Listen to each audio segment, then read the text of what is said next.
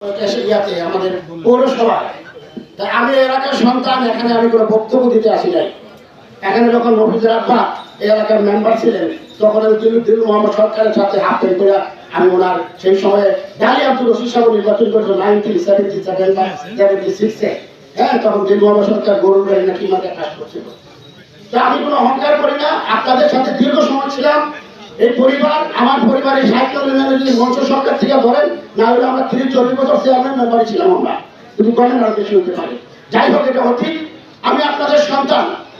সর্বপ্রথম আমার দাবি, এটা আমার ইউনিয়ন, এটা আমার গ্রাম, আত্মীয় স্বজন সবকিছু এখানে।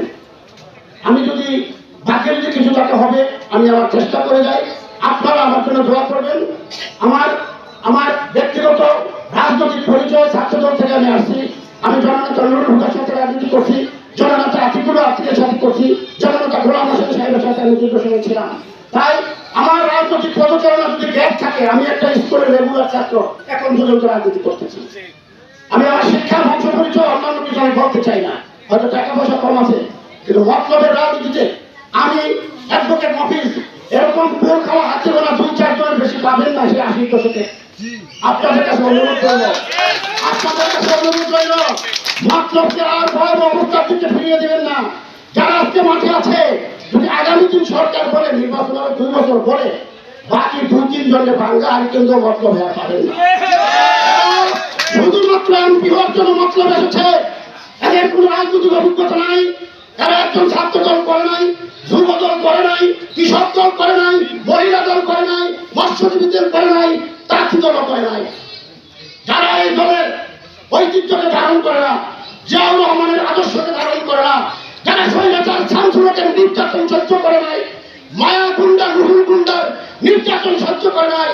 আমার বাড়িতে 5 বার নির্যাতন হয়েছে, আমাকে না পেয়ে আমার পরিবারের ছোট ভাইকে গ্রেফতার করা হয়েছে। আমার মা কবলিক জামাতের আমির ছিল, প্রাণের ভয়ে ইজ্জতের ভয়ে এটাই এখন আমার নানির বাড়িতে দিনের পর দিন পলায়ন করেছে। এই সাইকেলে 2015 সালের 13ই নভেম্বর আমাকে হত্যার জন্য মায়ার গুন্ডা বাহিনী আমাকে আক্রমণ করে, আপনারা অনেকেই জানেন। সেদিন প্রাণের ভয়ে আমি ট্রলার দিয়ে ভাঙ্গাবাজার হয়ে আমি মুন্সিগঞ্জে ঢাকায় গিয়ে আমি আমার জীবন রক্ষা করি। শামসুল্লাহ সাহেবের আমলে খালি বিএনপির সাইনবোর্ড লাগার কারণে আমাকে ধরে নিয়ে পৃথিবীর সবচেয়ে মানবতাভাবে আমাকে সামাজিক নির্যাতন করা হয়েছে। আপনারা জানেন শামসুল্লাহ সাহেব আমার দাদা আমার বাড়িতে বিয়ে করছে। ফজলুল্লাহ সরকার হান্নান আমার আপনার খালাতো বোনের জামাই, কিন্তু নীতির প্রশ্নে আমি সেই সময় আতিকুল্লাহ আতিকের মোমবাতি মার্কা নির্বাচন করেছি। আর কিছু বলার নাই, আপনারা আমার জন্য দোয়া করবেন। জানি না কতদিন বেঁচে থাকবি, কিন্তু মতলবের মানুষ